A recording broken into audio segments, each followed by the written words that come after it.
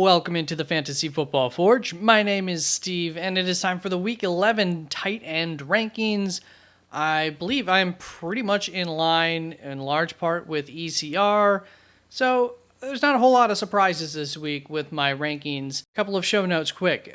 3 hours prior to kickoff on Sunday, I will be here as every week, but a little bit longer than it used to be for any of your start-sit questions, so please come out and join me for that if you, of course, especially if you have any start-sit questions.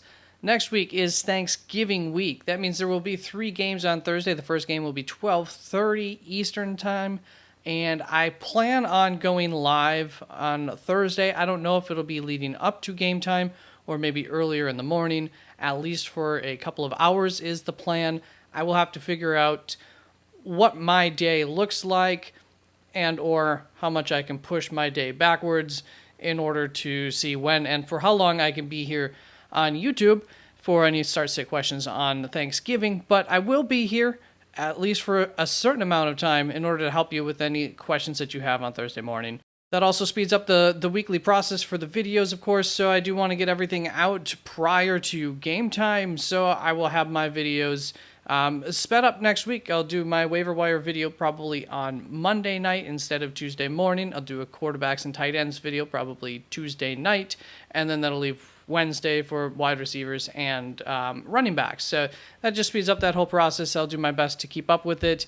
And of course, as always, you can find my entire rankings up on the website, www.theFFforge.com. It is a shame I just had all of the rankings over on the left-hand side to spoiler everything, but I'm not going to re-record that. That was pretty good. So before we get into the Week 11 rankings, do have my DFS buys for you from last week to cover how well I did.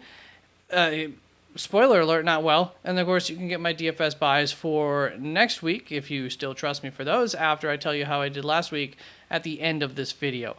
For Week 10, my goodbye was Sam Laporta. Did not work out. He was not worth it. In the discount bin, I thought, hey, let's give a shot to Irv Smith Jr. It could be an Irv Smith game. Not worth it. Should have gone with, I can't think of his name, Tanner Hudson, right?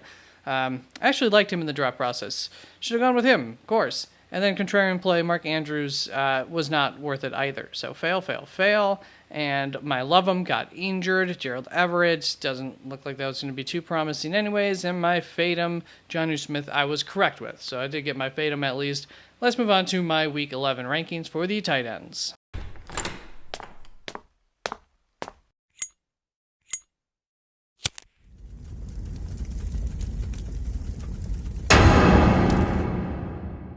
And knowing you, you were probably naughty, so you already saw my top 7 tight ends, my tier 1, my must starts, because frankly, the next tier are pretty much must starts as well, but it is very possible that you have 2 of these guys. You may have drafted some of these that I have, ranked quite highly this week, who are ranked highly this week, as your second tight ends. You may have, picked them up because you had a disappointing other tight end that you had drafted, etc.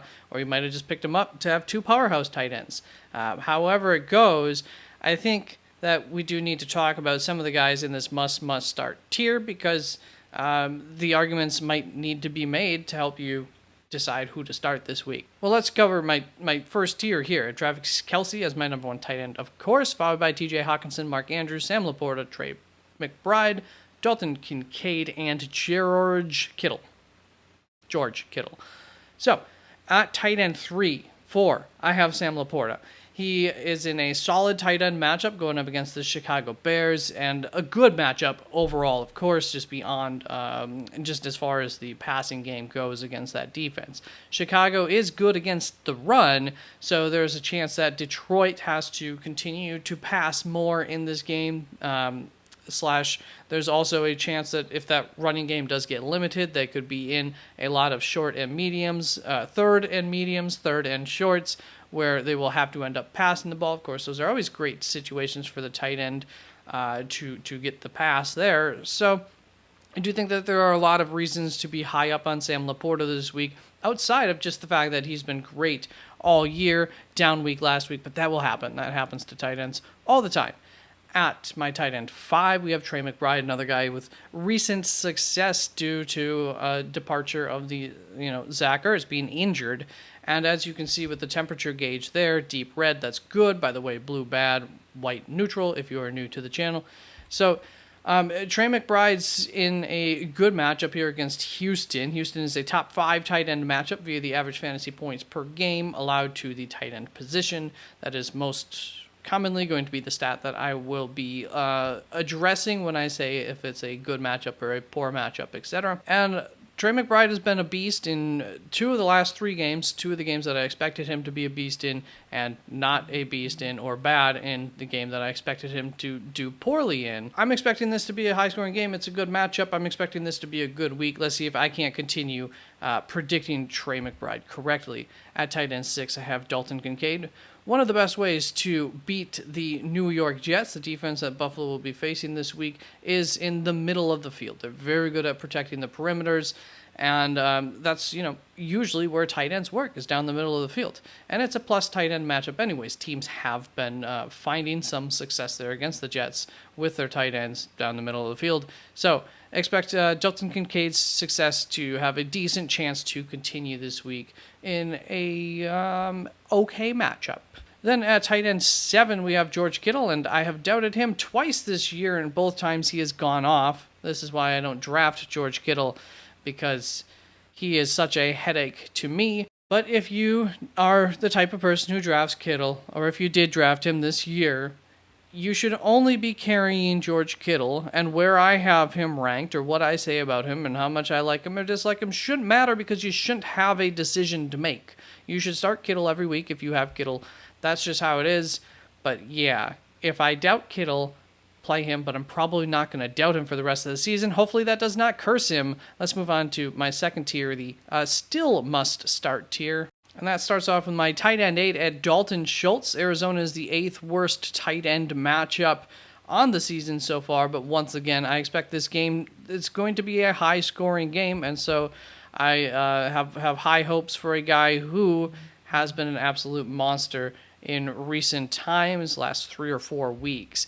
At tight end 9, I have Cole Kmet, and his quarterback is back. Touchdowns should be back on the table. Detroit is a plus tight end matchup. So a lot of things working in favor for Cole Kmet this week to have a good week, and I think that there's a good chance that, I think these teams match up fairly well against each other, interdivisional rivalry. I think that there's a chance that Chicago and Detroit could be in a fairly high-scoring game, and I think that there's a chance that Chicago could find some ways to get into the end zone against Detroit's defense. So I like this matchup overall for Cole Kmet. And at tight end, number 10, I have Evan Ingram, and it hasn't been great as of late for Ingram, and Tennessee is currently the 2nd worst tight end matchup. I'm going to still take his floor over Jake Ferguson, who is in not much better of a tight end matchup versus Carolina, something like the 6th worst matchup, somewhere around there, but statistically very, very close. And if you recall what I said about Jake Ferguson last week going up against the New York Giants, I feel similar about this matchup for him. There's a chance that this Dallas defense just could take over, get some turnovers, get some touchdowns off of those turnovers like they've done very regularly over the past several years. And not much is ended up being asked of this Dallas offense. We've seen that a few times this year, mostly earlier on in the season. And regardless if that's the case or not, there's still a chance, either way, that Jake Ferguson sees a limited amount of targets and has, a limited amount of targets in order to capitalize off of and get you fantasy points. So there's just some concern there, and you can see the player heating gauge also feels that same concern for him. Let's move on to my 3rd tier and the final tier that we will go through in this video. And these are just basically tight ends that I'm not terrified to be putting out there and starting this week. At tight end 12, I have Logan Thomas, followed by Luke Musgrave, Tyler Conklin, David Njoku, Cade Otton, Tyler Higbee, and Pat Freiermuth to wrap this tier up at tight end 18. First up, Logan Thomas at tight end 12.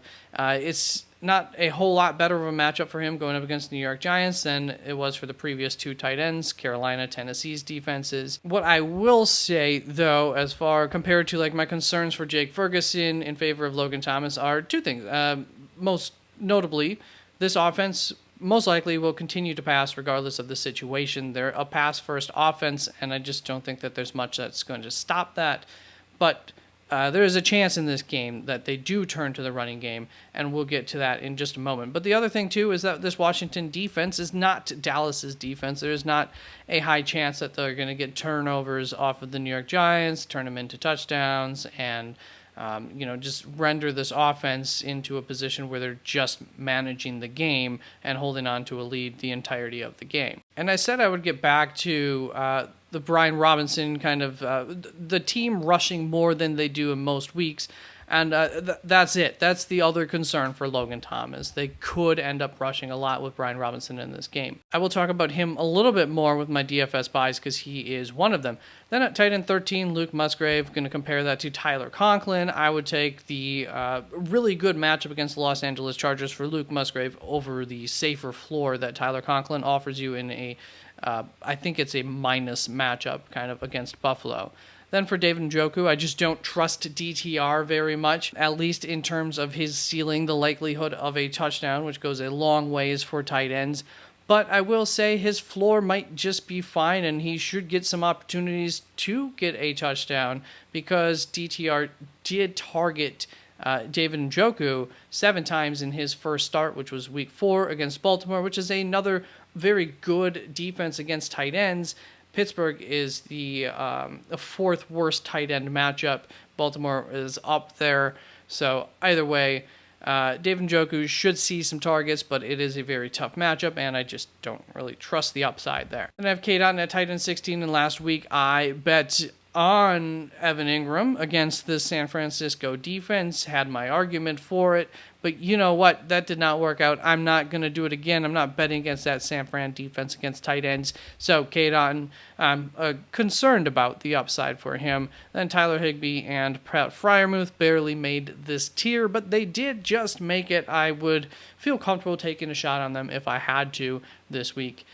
And now let's move on to my DFS buys. Good buy of the week for me is going to be Trey McBride at 4,400. I think it's easy money there, easy fantasy points. I love it. In the discount bin is going to be Tyler Conklin at $2,900.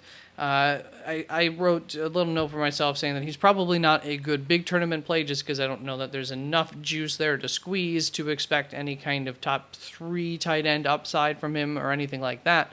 But if you're in a smaller tournament playing against a group of friends, something like that for DFS purposes, I do think that Tyler Conklin is a solid savings option if you are looking to save at the tight end position. Then, going to give you a contrarian play, and that's going to be Logan Thomas at $3,700. I don't think too many people are going to go with that. It's not a good matchup, and he has been on the downslope as of late. What I will say about his slide as of late is that it has coincided with Curtis Samuel being out/being limited, and that has simultaneously coincided with the rise of Antonio Gibson's usage. All 3 players, guys who kind of work within similar areas of the field. That is what's common here. So you combine that with the expectation that this could be a Brian Robinson game, maybe takes Antonio Gibson off of the field a little bit more than normal. You bring Curtis Samuel back, and maybe that brings this offense back to some semblance more closely to what it looked like while Logan Thomas was thriving in it. And just maybe we see a return to production for Logan Thomas. So that is the thought there, and that is the end of this video. So thank you very much once again. Please like, comment, and subscribe. Good luck this weekend, and I will have my Saturday update video, and of course on Sunday you can come visit me live 3 hours prior to kickoff of the main slate for any of your start sit questions. Peace out.